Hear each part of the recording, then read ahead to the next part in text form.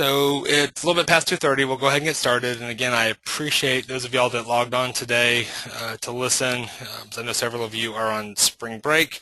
The PowerPoint is put on SharePoint already, and the recording will go up, if not this afternoon, first thing in the morning, right next to where it goes. So anyway, we'll go ahead and get started.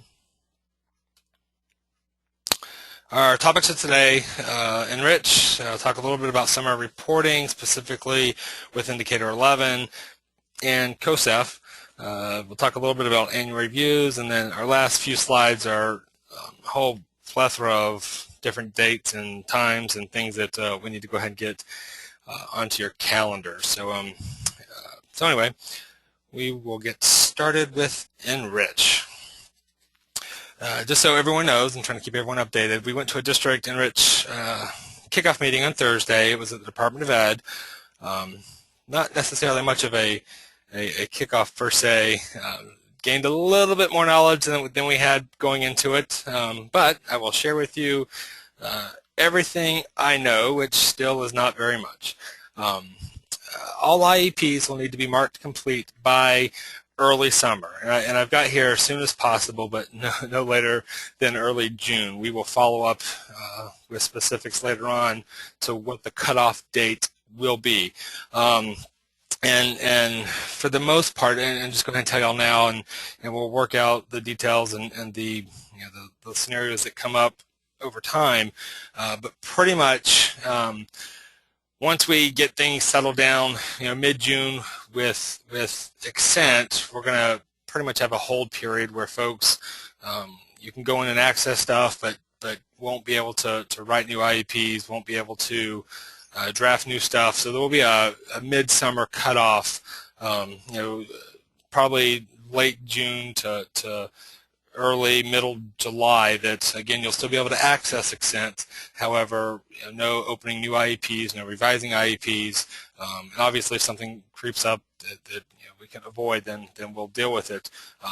But with that being said, here's what we do know. As soon as you get done having your annual reviews now, and IEP should be marked complete anyways, quickly following a meeting within a few days after you've made your minor edits. But we need to go ahead and have everything closed out in Accent by early June. And again, we'll follow up with a specific date. And in May, we'll start running reports to let you know how many IEPs you still have open. Some of the data from the most current, let's back up. The most current IEP, which is the one that you've locked, so not any ones you have in draft, but the most current IEP that you have locked will transfer over as a PDF to the new Enrich. Some of the data from the most current locked IEP will transfer over like accommodations. Noticing a theme there, the words locked IEPs. So IEPs that you have marked complete, that information will transfer. The Department of Ed for our district has indicated what they're calling a go live date on August 11th, which means beginning on August 11th, Enrich will be fully operational for us to be able to start writing new IEPs for next school year. But trying to help y'all out, especially a lot of the virtual schools who have high enrollments, transfer students and all that that happened early in August and late July, we're asked the department to kind of push back our go live date to August 4th. So August 4th is our date that we anticipate that Enrich will be fully operational. So again, as we close out the school year, Accent will still be around.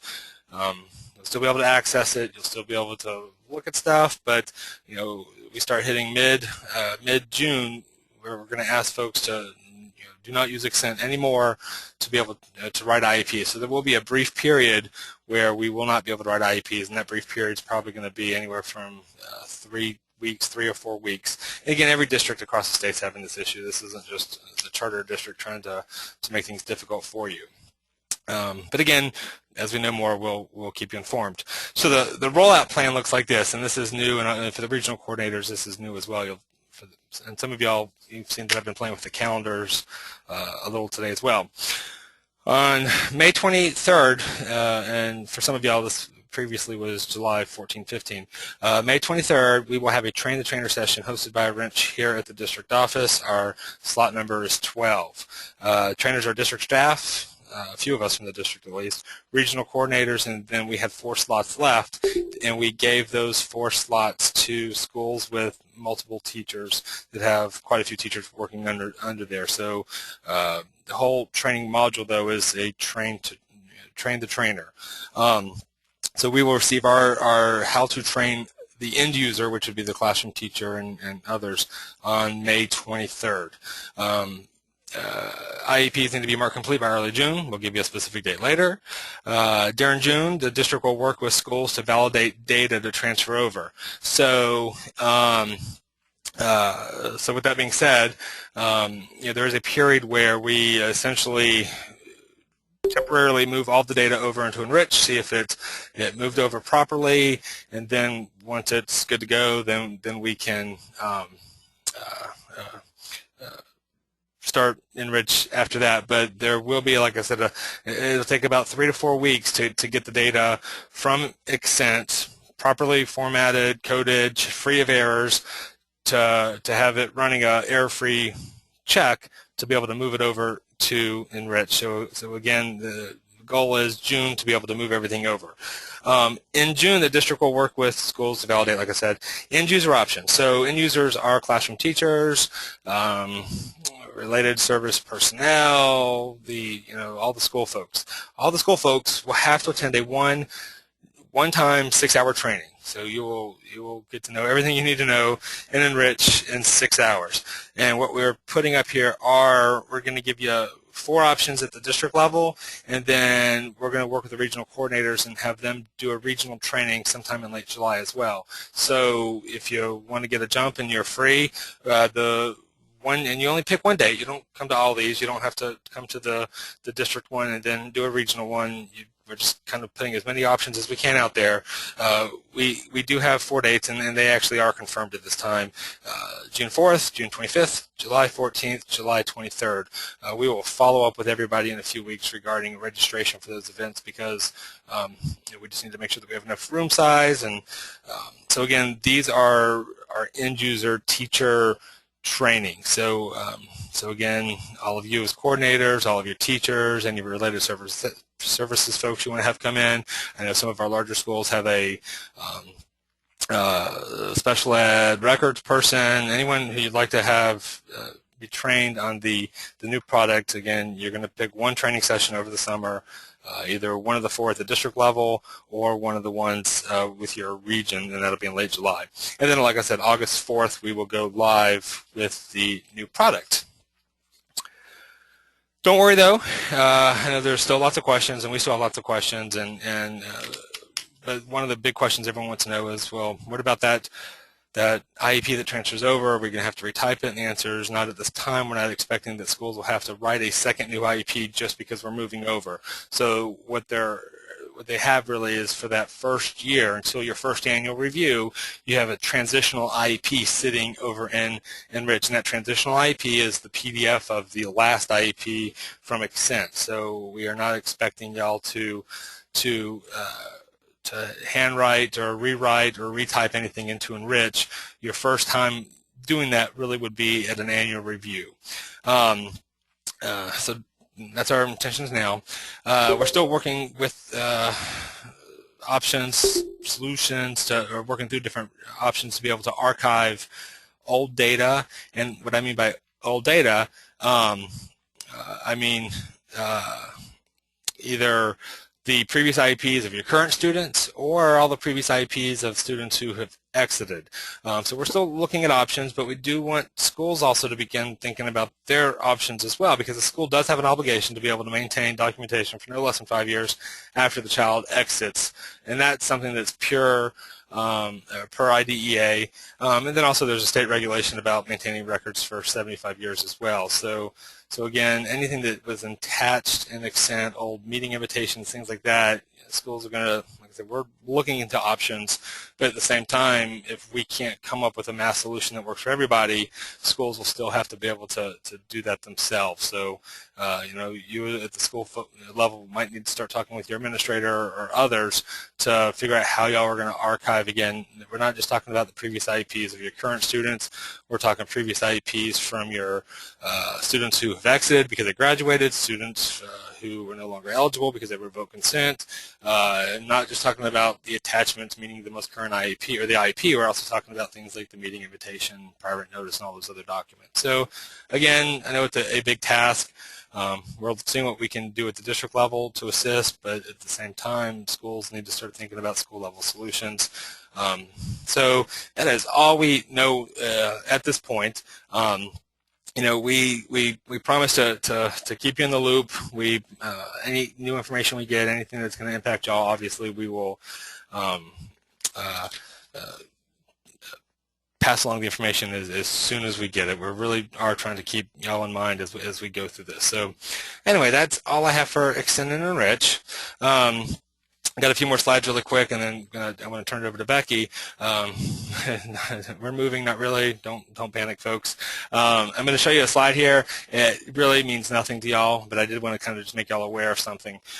We are moving our files from SharePoint. We are leaving our old web address of scharter-web.sharepoint.com and moving to a new domain, scharter-public.sharepoint.com. There's nothing to bookmark at this time. There's nothing for you to do other than, as over the next month you might notice that things start looking differently, or hey, that looks like a new web address, but there's nothing for you to do at this time. We will leave all old links, everything on the old site completely active, live. You will not click an old link and magically something disappears. I promise you that, but by midsummer there will be a change. And I put a picture of a fish here, just a little icon saying that we're moving. But I do want to show you really quick, and I'm not going to spend any time on this. Obviously, most everything still is over here, kind of IDA is still over here. But for example, I have already moved over the medical homebound. So when you click the medical homebound link that has always been there, it lets you know that it's moved over to the new site. We're still playing around with the new site. We haven't even told school leaders about this yet, because we're really slowly going to be migrating over the next few months.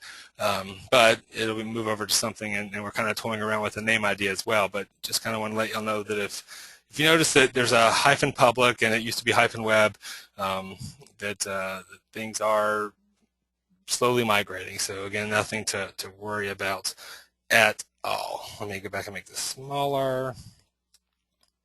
Okay. Summer data reporting. Let's see what we've got. Indicator 11. I'm going to turn indicator 11 over to Becky, and I'll just drive for you, Becky. Okay, thanks. Can everybody hear me? Yes. Good. With indicator 11, there's already information on SharePoint about how to run these reports, but we'll go over this in more detail at the during the May webinar. But start looking at your placement history entries to make sure that your dates are correct, and you're looking to make sure that the date you received the signed consent to evaluate is entered, the date the evaluation was completed. That's not necessarily the date you determined eligibility, but it may in some cases be the same date. But the evaluation, remember, is completed when you have gathered all of the information that's been requested, and it's been scored, it's been interpreted, those sorts of things. And then your date that eligibility was determined. Those are the important dates as far as indicator 11 is concerned. If you go over the 60-day timeline for an initial evaluation, make sure that you have entered your reasons for going over the timeline in the notes section, and again, we'll go over this in more detail, but this should be something that you are entering all along rather than at one time, so that you're not under a time crunch. Okay, Robbie? And I'm just going to add one thing, and Becky's right. Under ID, I'm going to flip websites really quick, and again, I don't know how big this looks on your screen, but under IDA, under resources, and we'll talk about COSEF here in a second, but we've got information about Indicator 11, how to report, working with Accent for Indicator 11 on placement history. So what Becky's referring to is when you change things like or how to properly code things like the date the parent sent you consent to eval and all that. And right now, we've looked at your Indicator 11 reports, and just globally speaking, it doesn't look good at all.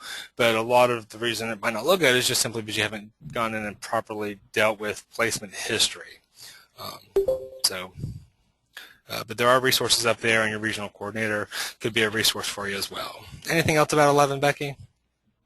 That's it. Okay. I'll just leave you unmuted, so don't mumble under your breath here. COSEF. I'll mute myself. COSEF is the early childhood outcome survey, and it's done for kids who have been served by our district, who were served for at least 6 months prior to them turning 6.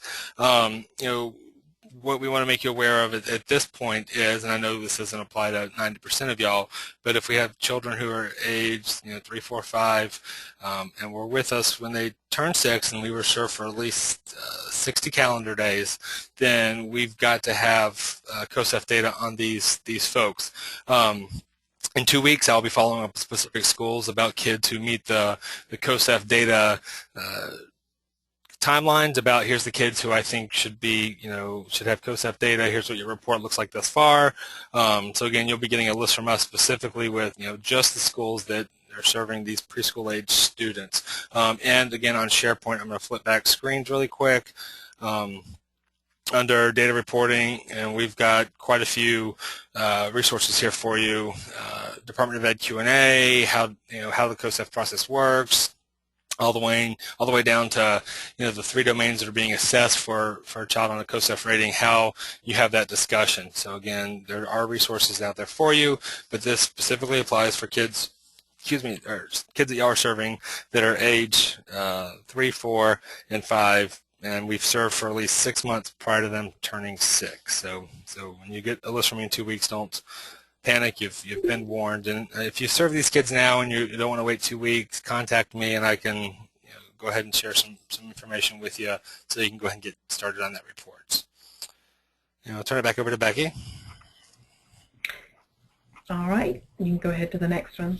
Just a couple of reminders with annual reviews.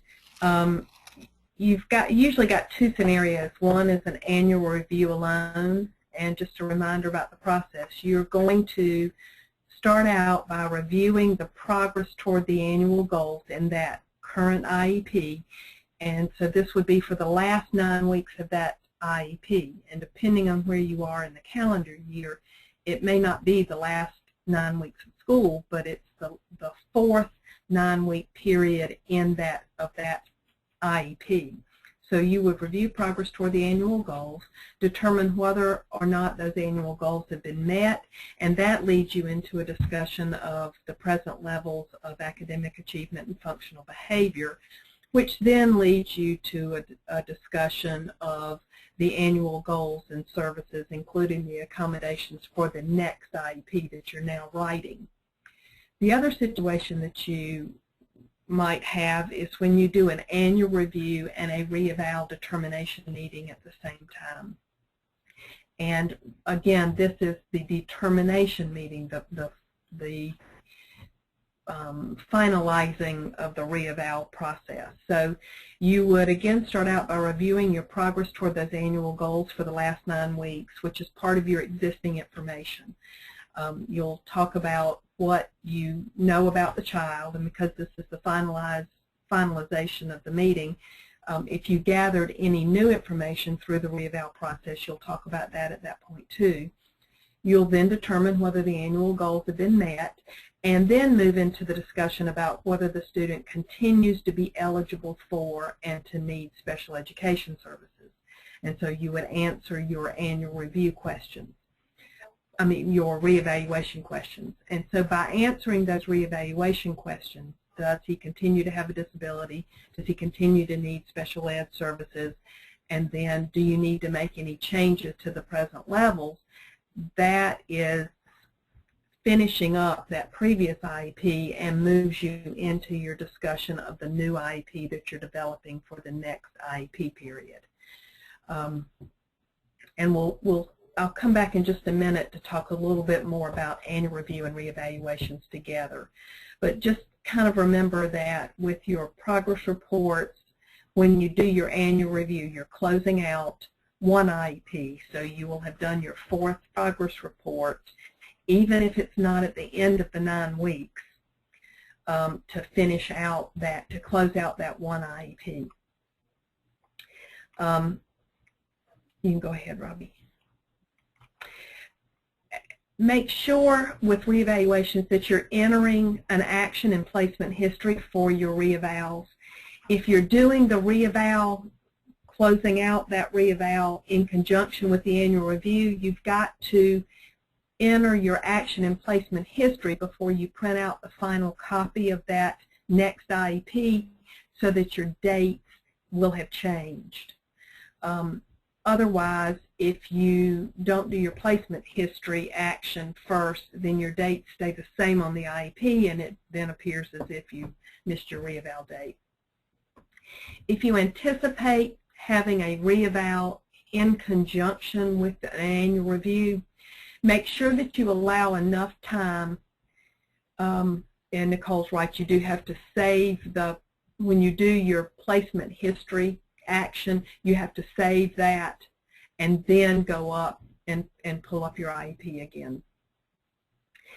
If you're going to do an annual review and a reeval at the same time, make sure that you allow enough time in case the team determines that you need additional information. You cannot do an annual review and a reeval planning meeting at the same time. It makes no sense because at your reeval planning meeting, you say that you need additional information for some reason, either in order to determine additional eligibility under a different disability category, or you need additional information as far as present levels are concerned. So you can't close out and do an annual review and do a reeval planning meeting at the same time. You would need to wait and do your annual review at the time you do your reeval determination meeting so that you have all the updated information that you need. So you would hold an annual review after completing your reeval determination. Now it can be in the same meeting, but again, think about the process. This really is a very logical process. It doesn't make sense to think that you could do an annual review, close out one IEP and write a new one, and do a reeval planning meeting in the same meeting. Because on the one hand, with the annual review, you're saying, in order to write the new IEP, you're saying, well, we know everything we need to know about this student to make a new IEP, and then you turn right around in a reeval planning meeting and say, oh, wait a minute, maybe we don't. We need to gather some additional information. So just think about the process. Again, it really is logical,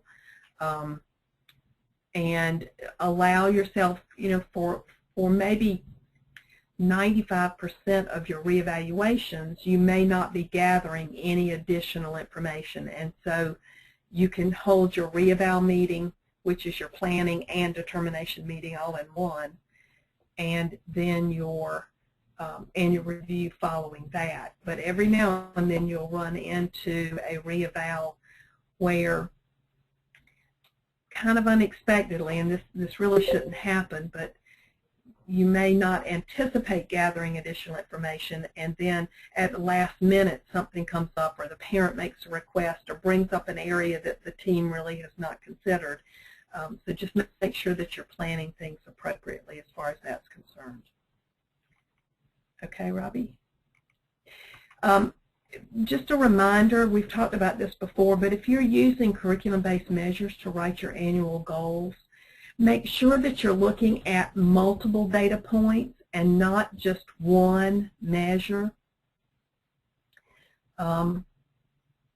And I think Karen had asked about the presentation. We had talked at the very beginning about the issue, Karen, and Robbie tried to fix it, but what you may have to do is to pull up the PowerPoint on SharePoint and look at it. And also just let you know that I'm logged in on a separate computer trying to troubleshoot it as well. Okay, and it's not pulled up. The PowerPoint's not pulled up at all, Robbie, on the GoToMeeting. Well, no, it is. Yeah, you'll catch up. So present levels. If you are using curriculum-based measures, make sure that you're using multiple data points. Theoretically, ideally, you should have been using these progress monitoring, these CBM measures all along to do your progress monitoring. So when you go to write your annual goals, you've got a year's worth, an IEP's year's worth of curriculum-based measures and all of those data points to write your new annual goal based on. If for some reason you're just now switching to curriculum-based measures, and rather than just giving one reading fluency measure and writing an annual goal based on that, you need to give at least 3 of the reading fluency measures and then either use an average score or use the median or middle score. Don't write annual goals based on just one data point. And something else that had come up recently, we've never said that you can't give a standardized measure like a Woodcock-Johnson or even use MAP scores in your present levels to help you describe the student's strengths and weaknesses. But we do say that you can't use those measures for progress monitoring because you only give the MAP once or twice or 2 or 3 times during the year and not the 4 times that you'd need to for progress monitoring. And you can't give a standardized measure like the Woodcock-Johnson or the Woodcock Reading Mastery more than once every 6 months. So curriculum-based measures, just remember that you need to have at least 3 data points in order to base an annual goal off of those. And that's it for me. I'm sorry, guys. Like I said, I'm trying to troubleshoot this as well. Give me just one more second. Nope. Okay.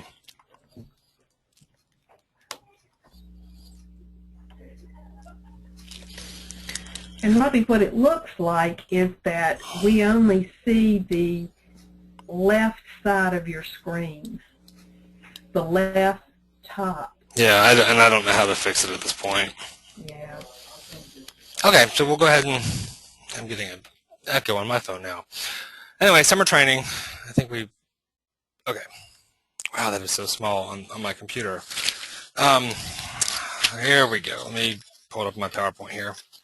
And again, I apologize. Someone mentioned this PowerPoint that we did last week, and now that I can see it, I do see how bad it is. So we will definitely get it fixed before our next meeting. So kind of looking ahead and trying to help folks figure out their summer schedules and whatnot. We've put together a training calendar here for you, and again, if it's too small or you can't see the whole thing, just look at it online and you can see it. All of the training options for the end user of Enricher are on this calendar as well. So like June 4th would be one of the options, June 25th would be one of the options, July 14th is another Enrich option, and then lastly July 23rd. Don't worry about all the logistics yet. We'll follow up in the next week or two with an email and a registration link for you and your teachers to be able to sign up, just so we make sure we have enough spots for everybody. So those are on here. Looking ahead at next school year and the new schools that are coming on, I think numbers range anywhere between 7 and 9, maybe 8, who knows. But on July 21st, we will have a new school and a school new new school coordinator option, or not training, so here we go, let's back up, I'm getting an echo here. On July 21st, all new schools that are new to our district and new SPED coordinators will have a training here at the district office, and like I said, that's July 21st. The following week, on July 23rd, we will have a training for all new schools and all new school coordinators and schools that we are, labeling is not the right word or using, but all the schools that are at risk, and I'll talk about at-risk schools here in just a minute. Late July, early August, regional trainings will take place. If you don't want to attend one of the district office Enrich trainings, you can attend your regional training. And so those will all be, to be determined over the next few months here. And then lastly, the big back to school for everybody is on August 13th. So if you are a returning school and y'all are a school that's in good standing, the only meeting you would have is August 13th.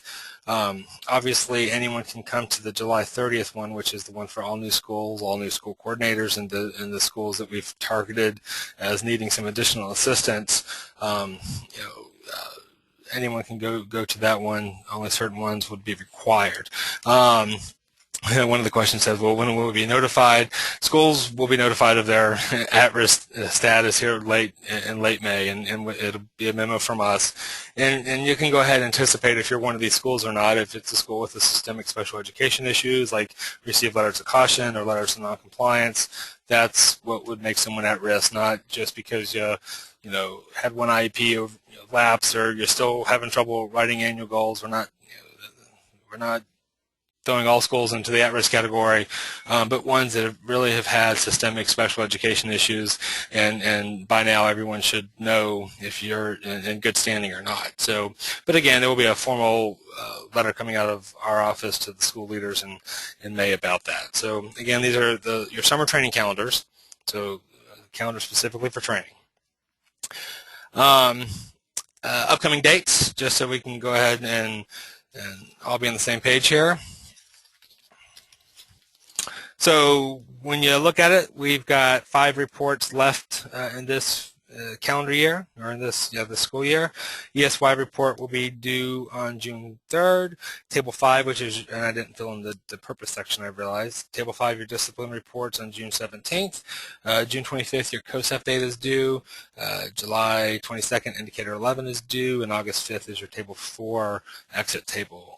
All that will be due as well. I did make a little note here that the above dates indicate final due dates, but if you check on the data calendar, we have specific dates for benchmarking and pre-checked feedbacks that we'll be giving prior to these final due dates. So this is your warning, especially for the new schools that haven't had to do summer reporting yet. These are not your only summer due dates. Every single one of these reports, with the exception of ESY and COSEF, your table 5, your indicator 11, and table 4, there are, if you look at the data calendar, there's several activities that transpire prior to these due dates, and there's school level pre-checks and follow-ups on pre-checks. I just put final due dates here. One of the questions came in about are these meetings one day or several day meetings like last summer. A new school and a new school coordinator will have a total of 3 meeting dates. And I'm going to back up a slide here. So a brand new school to our district or a brand new special education coordinator will have a total of 3 dates of training, not including the Enrich stuff, but actual district office meeting dates. So it would be July 21st, July 30th, and then August 13th.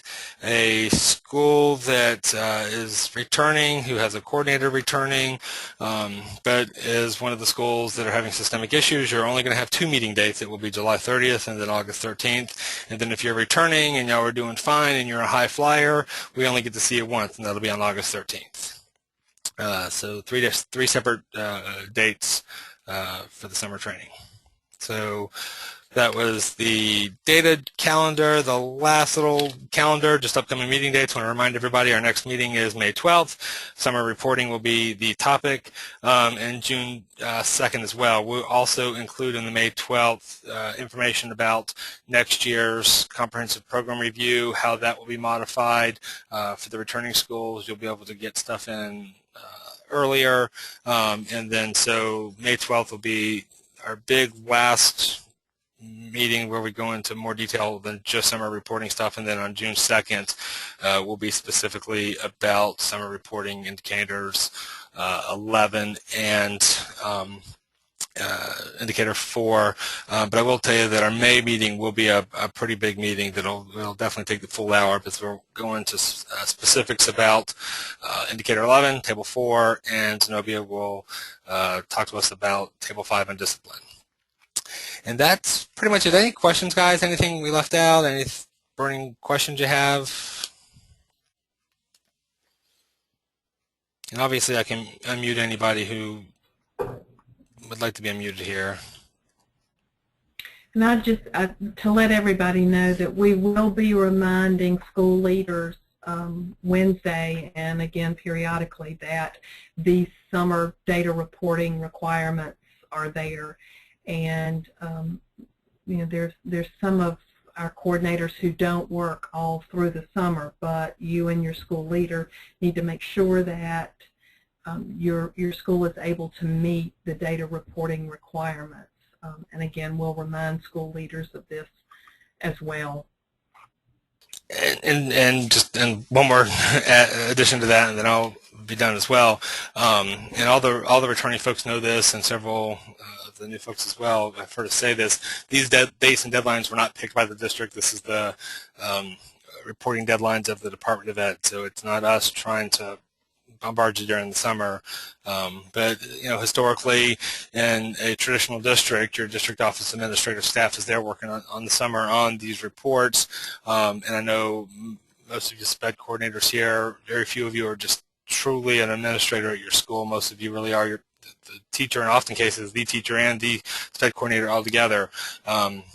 But you've assumed that sort of administrative role, and so there will need to be access with you throughout the summer as questions come up, especially with these data reports and other aspects. And we'll talk a little bit about that next month as well, about what happens when a child is referred over the summer, child find obligations. So, you know, unfortunately for y'all on the call today, your job doesn't necessarily end, or the school's obligations do not necessarily end on June 6th or whenever your last day of school is. So, any other questions, guys? If not, we appreciate it. For those of you on spring break, enjoy it. Enjoy the weather and enjoy the relaxing time. For those of y'all that just came off spring break, I hope y'all are well rested and can hang on just another month and a half, and we will get through the school year. Appreciate you calling in, and we will talk to y'all May 12th, and if not before. Take care.